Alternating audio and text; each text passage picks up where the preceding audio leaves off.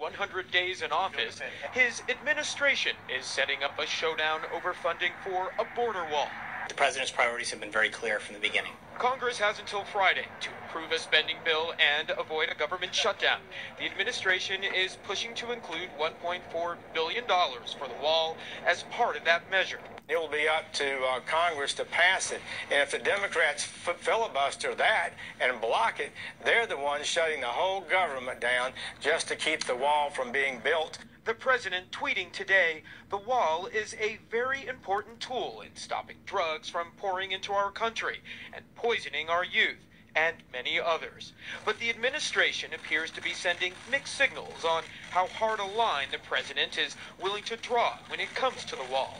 Secretary of Homeland Security John Kelly telling CNN the president would insist on it. The president has been pretty straightforward about his desire and the need for a border wall. So I would suspect he'll do the right thing for sure, but I will suspect he will be insistent on the funding. But Chief of Staff Reince Priebus refused to say whether the president would veto a bill that did not include wall funds. I think that as long as the president's priorities are adequately reflected in the CR, I think we'll be okay with that. Democrats say funding for the wall is a non-starter.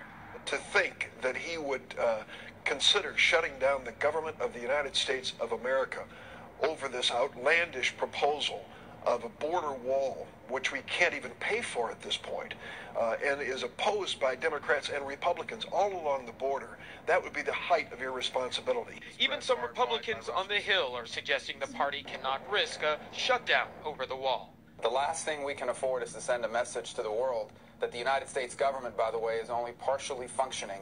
On day 95 of his presidency, the president finds himself with the lowest approval ratings at this stage for any president since 1945.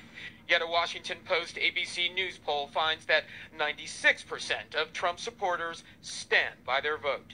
We'll see what happens, but healthcare is coming along well. A reason the administration is hoping to make progress on repealing and replacing the Affordable Care Act, another key campaign promise, although it seems a vote ahead of the 100-day mark later this week is unlikely.